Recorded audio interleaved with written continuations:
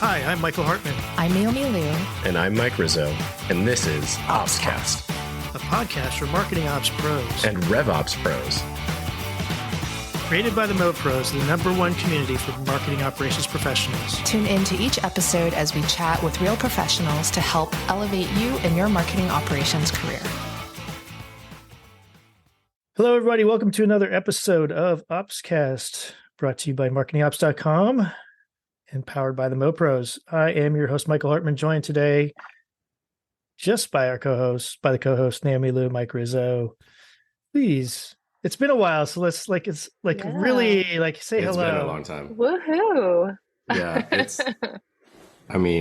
somebody was being really lazy. I'm just kidding. That would be me. I'm just kidding. No, Michael has been super busy, and I'm thrilled that we all get to chat again, even though I sound like this. No, I was just gonna say, sounds like you had like a wild weekend or something like that. You know? Yeah, wild week. Definitely a wild week. It's odd that it's caught up to me like a full week later. But yeah. So for those listening, maybe at a different time, right? A week later, this is a week. We are recording this literally a week from the last. In fact, it may be almost exactly at the time when we sort of wrapped up MOps-Apalooza 2023. That seemed about right. Yeah. Yeah, it was right about. Yeah, it was roughly an hour or so. Yeah, 1 week ago. Crazy. It was a crazy event, and my voice has all of the things to say for it. This is your hangover. This is my hangover. What happens in Anaheim stays in Anaheim. Is that That is exactly why we don't host it in Las Vegas. Oh, I can't even imagine what it would have been like in Las Vegas. So anyway, so we thought we'd just get the three of us together just to do a recap, the inaugural MOps-Apalooza. I don't know. I think why don't we just maybe go around, right? First impressions, general impressions about the event. Who wants to go first?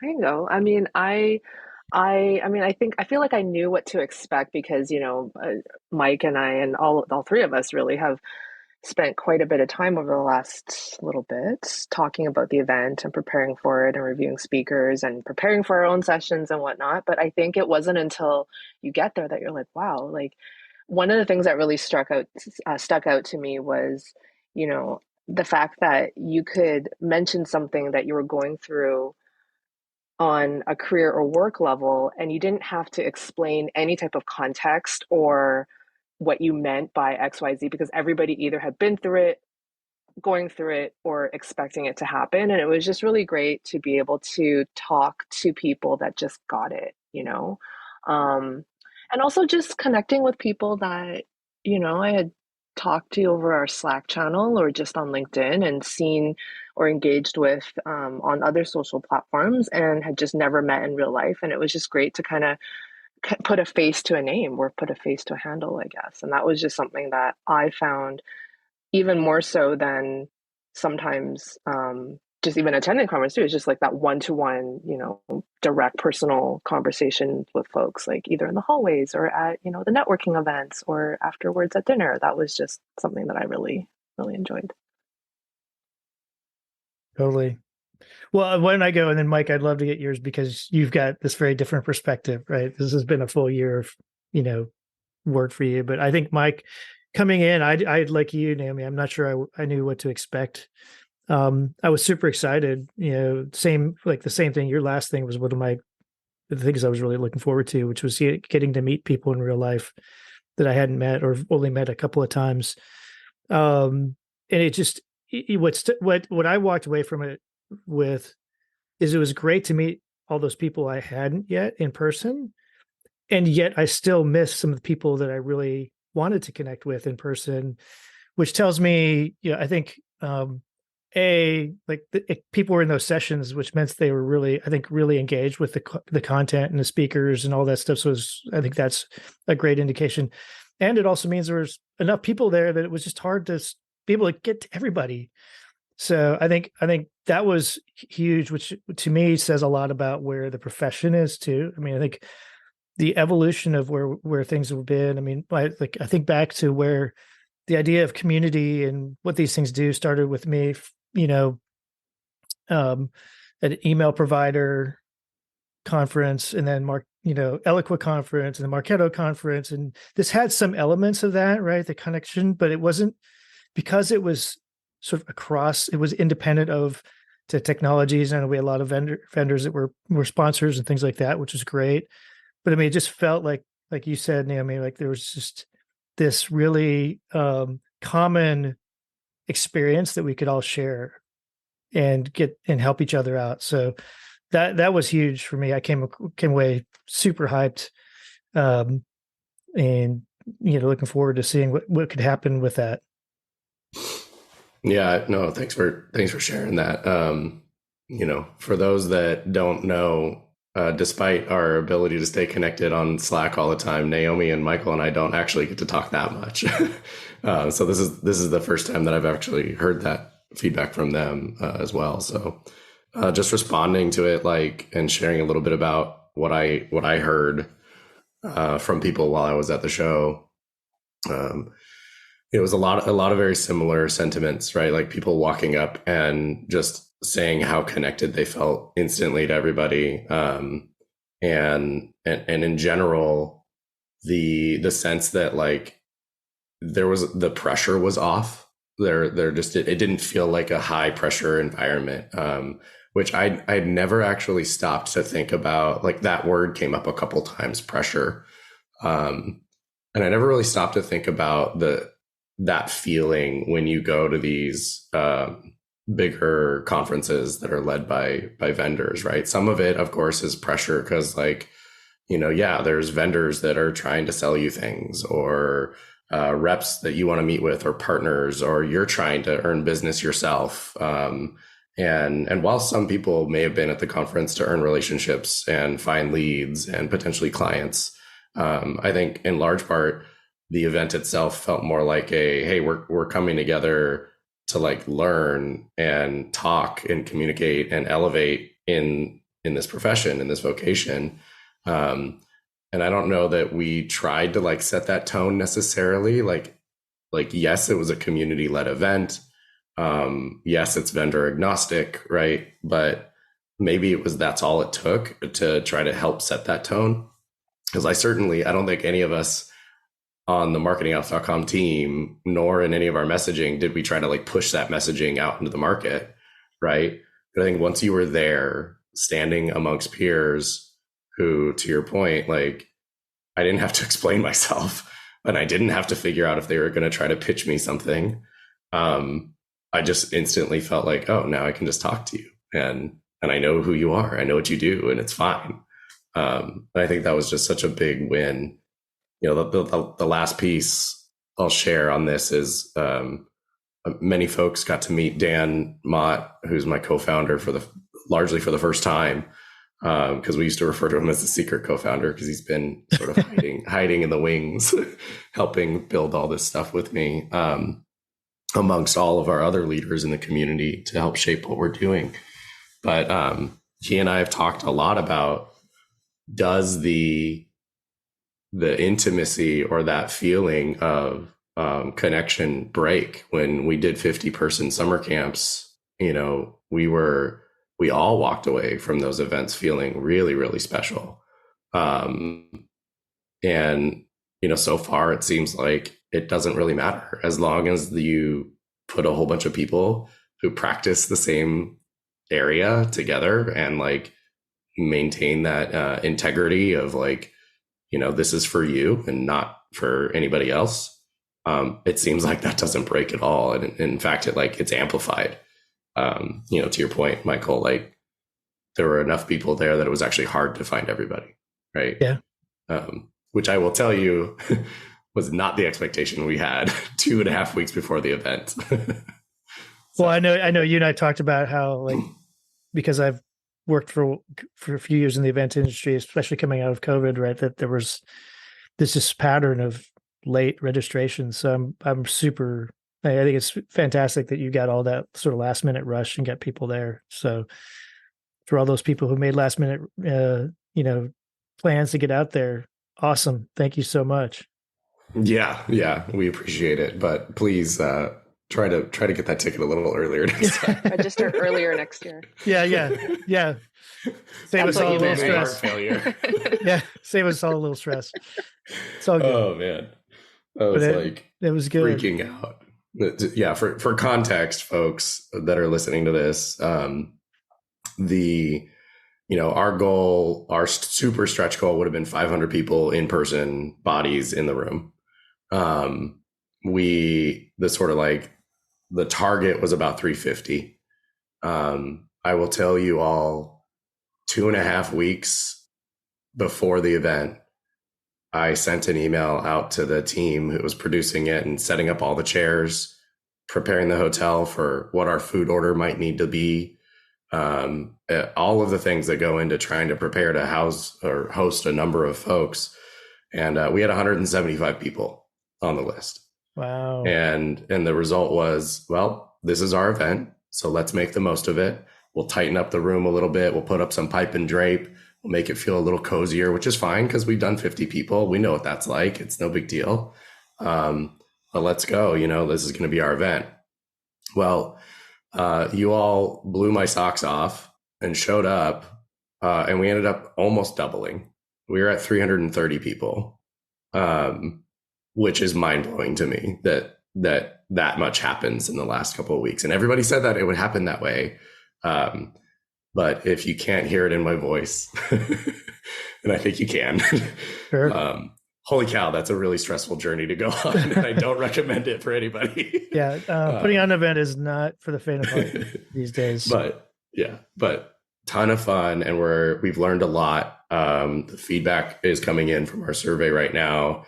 We're learning even more. And I think next year will be you need better food. You need better food and drinks, Mike. That's all you need. Basically, I need to have a lot better food and drinks. I also need to get more bathrooms, apparently. So we'll figure that out too. I don't really know what to say about that.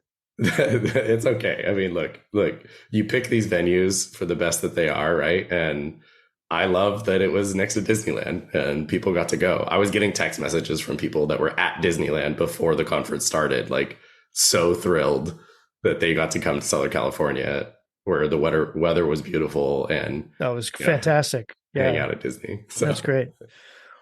So that was sort of big picture impressions. Any more significant takeaways from all that? I can go first. I mean, I thought, to me, the bookends, right? So Scott Brinker and then Juan Mendoza, kind of at the beginning and end. I think if you think about what they both talked about, right? One was talking about, what's going on in the MarTech industry, and the other one was talking about some of these innovators that are out there.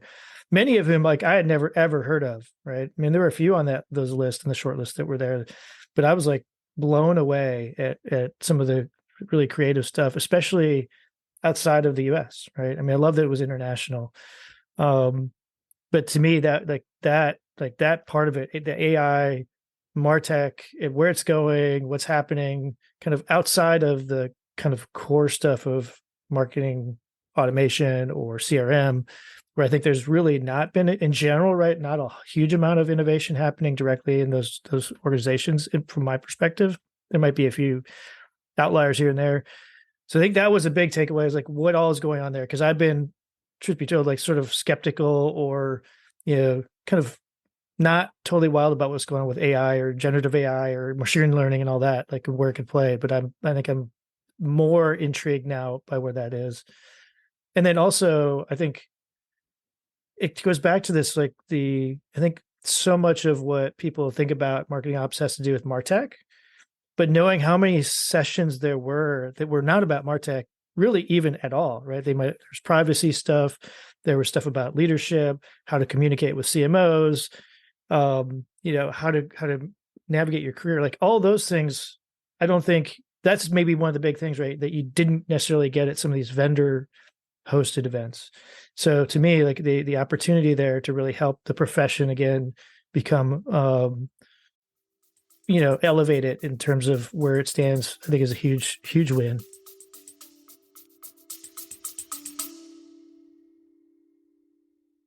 Hey everyone, Mike Rizzo here, CEO of MarketingOps.com and co-host of OpsCast.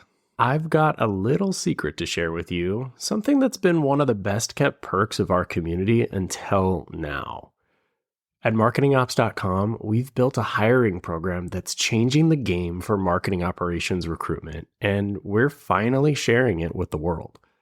Our community is over 22,000 strong, and within that, we have over 4,400 members who are actively and passively seeking new opportunities. These are seasoned professionals with skills and experience spanning platforms like HubSpot, Pardot, Marketo, and so much more. Plus, we can help you fine-tune your outreach, targeting exactly the right candidates by region, years of experience, seniority level, or even agency experience. But here's the real cherry on top. When you hire through our program, your new team member gets a free membership or a virtual ticket to our annual conference. From day one, they're not just stepping into a new role, they're getting access to the training, networking, and support they need to hit the ground running. So if you're ready to unlock this incredible opportunity, it's time to let this secret out. Visit marketingops.com and find your next star teammate today. Thanks for listening, and as always, keep optimizing. Yeah, I definitely agree. Naomi, do you want to tack on to anything else there? Yeah. I mean, speaking of one, this is a bit of a sidebar, but he came up to me at the event and was like, "Hey, Naomi, nice to meet you. I'm the reason you're here, or you're the reason I'm here." And I was like, "I'm sorry, what?" And he's like, "Yeah, don't you remember you responded to my DM on Twitter?" And I'm like, "I did, and I don't really use Twitter. I think I'll be responsive if someone sends me something, but it's not a or I guess What is X. Twitter? Yeah. I know. I'm sorry, X, right? Nice. So I respond, and I had to actually go back and dig through, but he was like, "Yeah, you followed me on Twitter, and I sent you a DM, and normally nobody replies to me, but you did, and you said, 'Hey, I'm going to connect you with Mike Rizzo,' and so you started a thread with us." And I actually went back and looked at it, and I completely forgot. This was in June of 2021. And he's like, "Yeah," and then Mike and I connected and we developed a relationship, and then I'm here because you introduced me to Mike. So you're welcome, Mike. Yeah, and everybody else, thank Naomi. Exactly. That's huge. That's pretty funny. Yeah. I remember you shared that with me briefly, like towards the end of the conference or whatever. Like, I totally forgot that too. I forgot too. I actually went back. I just sent a screenshot of the conversation into our Slack thread, but yeah. Oh, that's awesome. Yeah. Juan's a great guy. Very passionate about just like being a journalist in our space, but like, trying to avoid a bias as much as he can. Like everybody ends up with their own opinion, right? And so he's naturally going to skew one way or the other, most of the, like any writer will. But I think he's done a tremendous job. I do have to say that one thing that I did really notice at this event was how much everybody wanted to elevate each other, right? There was not a sense of competition or, "Oh, you did this and how did you get that?" And like, if it was ever asked in that way, it was more like, how can you help me? Like, how do I have that? Right. And just the free knowledge share, the free elevation of your peers, and not having that underlying tone of like competitiveness and everybody just wanting to elevate the entire industry and having that support. I just felt it was such a great vibe, because you can sometimes get that at some conferences where people can be protective of their knowledge and of their circle and of their network. Status. Yeah. Exactly. And that just really was not the case. I felt here, it was like, "Let me introduce you to this person. Oh, you should totally meet this person. I'll make you this introduction." Like, it was just, I thought that was such a great thing for the community as well. I would echo that, because my personal one was, I got an opportunity to spend 30 minutes one-on-one with Scott Brinker, right? Mm-hmm. Which, I mean, if there's such a thing as sort of the founding father of the whole space, right? He'd probably be on the short list of people who get some credit for that. And he was extraordinarily gracious and he was humble. We were actually talking because the company I was with when I was there, no longer with, but was considering a move to HubSpot. But yeah, even with that, I think what really struck me is just how he was like, yeah, I'm probably not the right person to ask all these questions you're asking that were very detailed, right? But there are other people, and I thought that was huge. Yeah. It's nice. Scott clearly, like, first of all, he's just a tremendous supporter of everything we're doing, and I can't thank him enough for being involved with our community over the years, and for him to be able to do that with us was just really an extra special thing. But I love that he sits at this level of the ecosystem, and he works for HubSpot, but like, just like everybody else there, even Michael, who did a presentation about how to leverage some of the latest technology for their go-to-market motion at Workato. Yeah, he talked about using Workato to drive it, but like, everybody understood, like, no, that was some really cool stuff that you just showed me. And I get that I can go do this in Tray or Zapier or Workato. You just happen to work at Workato, and this is what you're doing as a marketing ops professional there. Like, I think it's that same sentiment. Like, nobody's there to like just sit there and hawk, services and product at you. They're like, no, like, let's like actually push this stuff forward. I want to go back, Hartmann, to what you were talking about a little bit ago around sort of like the landscape of what Brinker was talking about from an AI perspective, and then sort of bookending it on the final, the second long day, I should say, with Juan and sort of the innovation in the space. I think, if for those that are listening to this episode now, and if you haven't checked out the content, the virtual content will be available for the next 6 months in our virtual portal, and then available on marketingops.com moving forward. But there's some really good stuff coming up from Paul Wilson about just sort of like our vocational, almost like responsibility to like usher in the era of AI and MarTech together.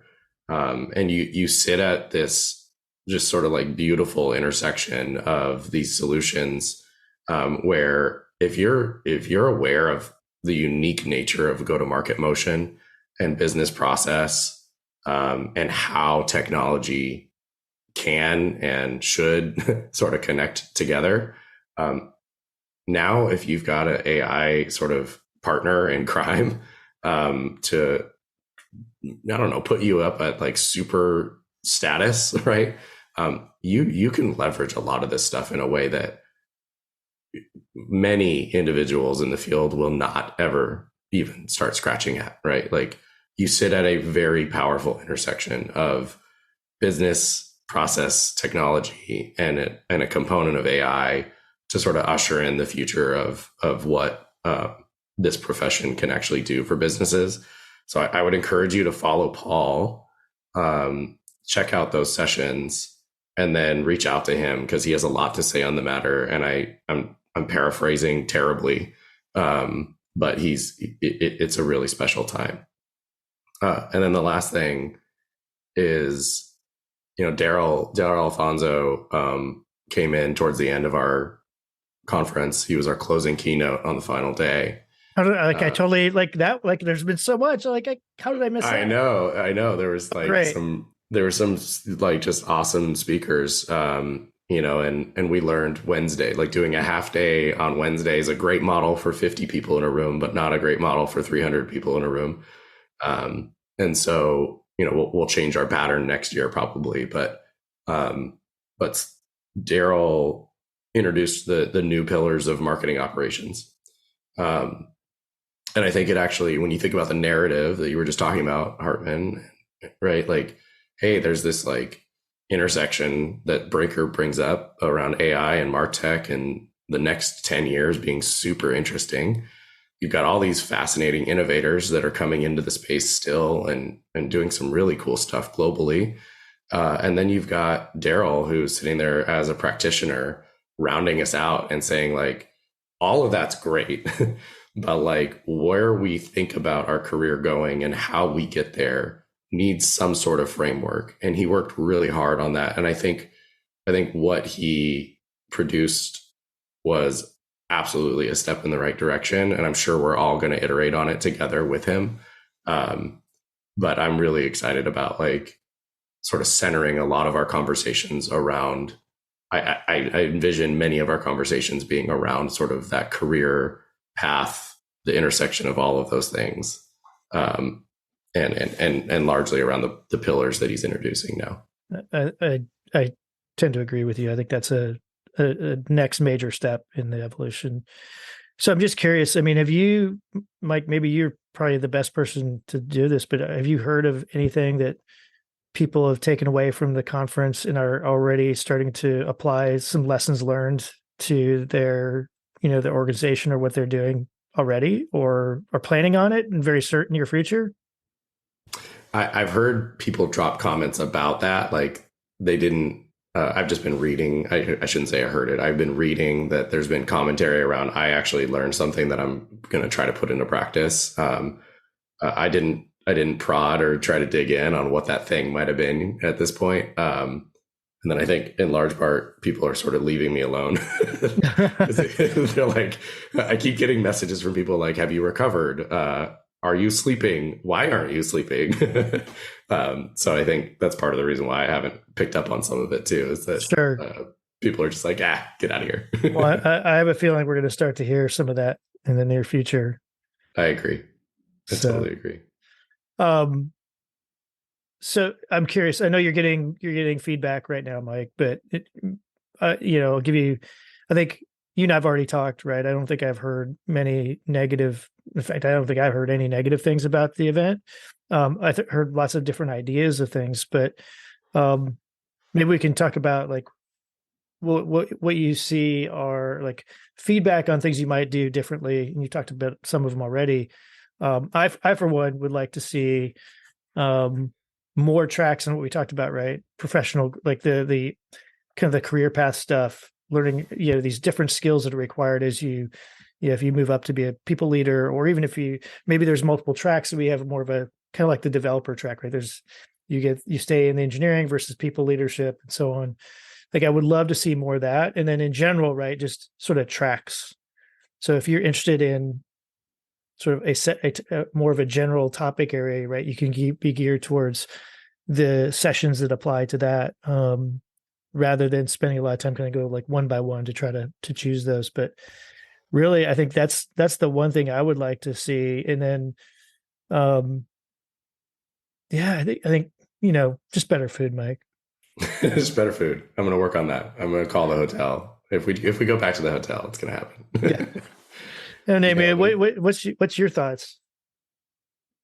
Yeah, I mean, I feel like, I mean, aside from better food, of course, I feel like something that I would have also liked to see is a better way to connect with people aside from potentially just like walking into a group of people who are talking and then trying to introduce yourself. I think it would be interesting to be almost like a matchmaking session. That might be an interesting thing, right? So like maybe in the app you can sign up. I know I've been at events where at the app you can like sign up for a professional matchmaking thing where you basically will be put into a group or a cohort of folks and you try to have lunch. Or during lunch, for example, there are tables where they're industry specific. So you sit here if you're in higher ed tech, you sit here if you're in med tech, you sit here if you're small business, you sit things like that.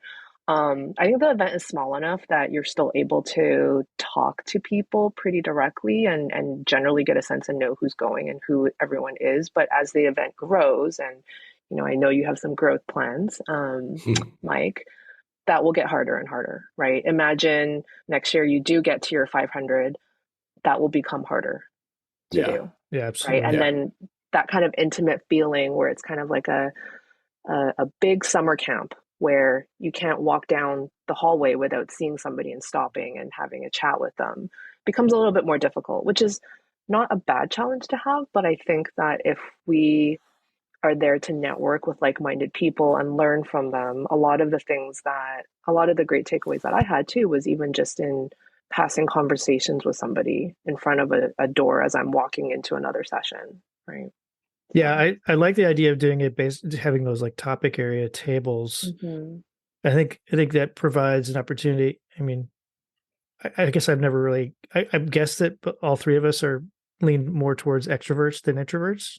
Maybe I'm misinterpreting, which is easy to do, but I think people are introverts, right? It's a lot harder. So if there's ways to make that happen that make it less intimidating, then we should. I think that's a great idea for that. Yeah. I totally agree. I would, so, a couple just like riffing publicly with the two of you, and for those that'll listen to this now and in the future, like, I think a couple of things. One will be trying to facilitate the networking aspect of it all. There's a thing called brain dates that you can put into your events. So that'll probably be like one of the few times I call out like a vendor specifically. But we will likely try to find a sponsor to support that.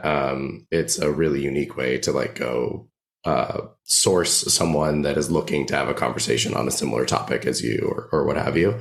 But I've experienced them at SaaStr before, and a few other places, and in large part, people find that a very rewarding experience and a very seamless one to try to find other folks that are sort of, in their space. To the idea of tracks, the funny thing is, like, on our speaker intake form, we proposed about like essentially like submit to speak, right? We proposed roughly like 4 categories or themes that things could fall into. And like, regardless of that effort, we still got like a slew of tons of different things. And by the end, the committee, Naomi included, selected all of the sessions that we thought would be the most interesting and most impactful. And my team, Dan and everybody else who was trying to promote the event, said, like, how do we group these so that we can like, say like, hey, here's this like track of stuff you could go learn about. And I was like, have at it. Good luck. Cause I have no idea. They're all so good. And like, yeah, there were a couple of themes, right? Like career development might've shown up once or twice. AI might've shown up once or twice. Yeah. But then it was like, there was every topic under the sun, which I think is illustrative of like the function and the breadth and like the things that we need to talk about. Now, that doesn't mean that we shouldn't try to facilitate tracks and trying to make it easier to navigate as an attendee, but it was very difficult to try to lump. If I gave you the breakdown of their descriptions and their titles, no, I remember. Now that I was like, man, how do I do this? Not a my feedback was not a criticism. It was just more. Oh no. I took it very constructively. But yeah, as I think back about the topics I saw, like I actually had a hard time choosing, competing things because there were multiple things I'd want to go to. I had the whole committee had a hard time choosing. There were so many good submissions that we had 120 people submit to speak, and we divvied those out across the 4 of us to try to figure out, what we wanted people to sort of potentially learn or walk away with. Right. And so I think, it's a good learning though, in general, because like you're not alone, right? The feedback that's coming in, there's a desire to have a little bit more of a theme, even like, how do we right size like junior sort of content versus mid or senior level content? Because the challenges we're experiencing as, director on up feel pretty different than the ones that we're experiencing maybe when we're entering the role, right? And so trying to figure out how to like work with our speakers to say, well, who are you intending this message to reach, right? And then we could tag those tracks appropriately.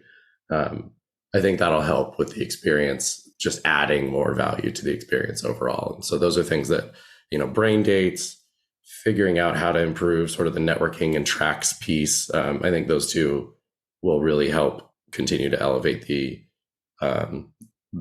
whole experience as an attendee, and hopefully help us keep that, summer campy vibe, right? Like to allow for that connectivity to happen. Yeah. So those are things. And then we'll likely, I think right now where my head's at, just based on early feedback, is I want to do Monday is a day for learning. So think like courses or workshops.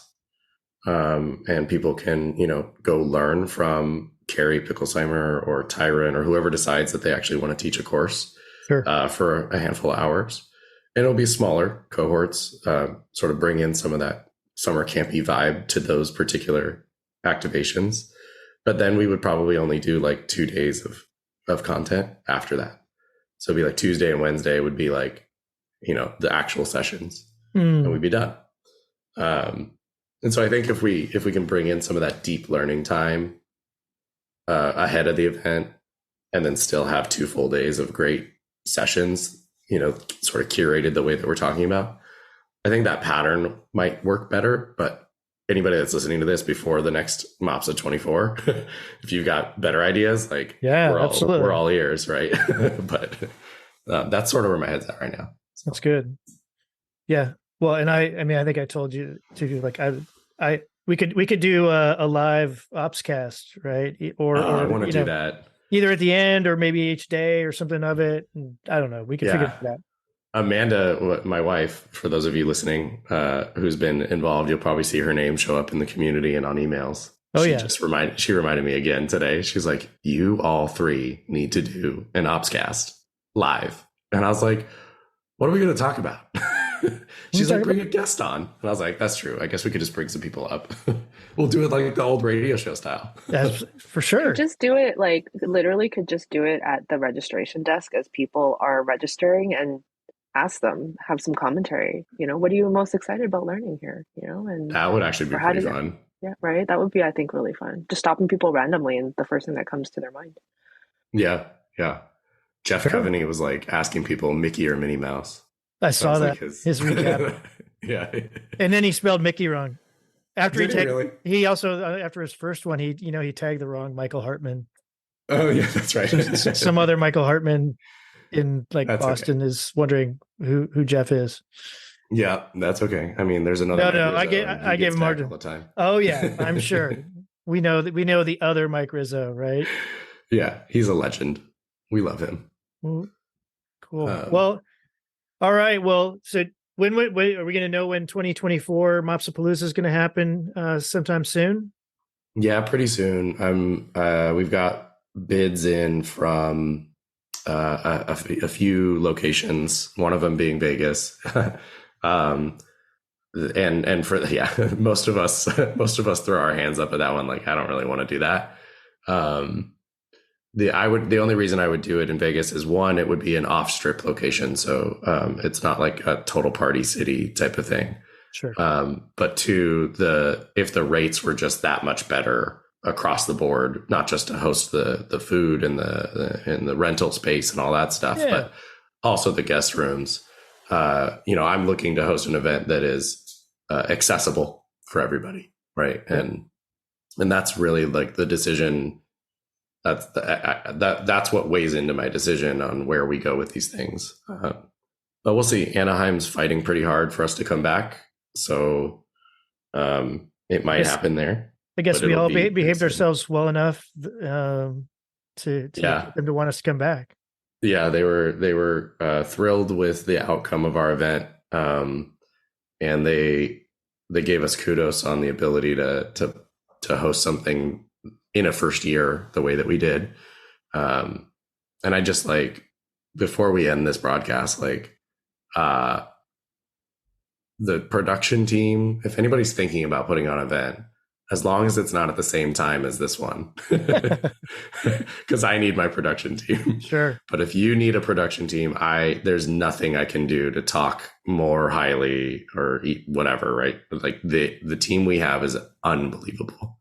Becca and Yuning and their whole entire crew, I can't sing their praises high enough. So if you need a referral, you reach out to me and I'll gladly introduce you to them, because we would not have been able to do it without their help. Yeah. Well, and I'll just say, like, kudos to you. You mentioned Dan and Amanda. I know there are many other people from the marketingops.com team and a bunch of volunteers who stepped up to really kind of help get it across the finish line. So congratulations on a great event. I think it really Thank was you. a game changer. And I think everybody I've talked to is looking forward to next year already. Yep. Yeah. Thank you very much. And that's actually a call out to the wild for those listening. Like, if you want to volunteer a little bit of your time, we will need help next year. Again, we didn't know we needed that help until about a week before. So lesson learned there. But if you want to learn a little bit about what it takes to do this stuff and you want to volunteer some time, please reach out. There's ways that we can make that happen. But yeah. And Naomi Fantastic. and Michael, thank you for everything as usual. You know, being involved and supporting this whole thing. Naomi speaking at the event. I really appreciate that. Of course, happy to.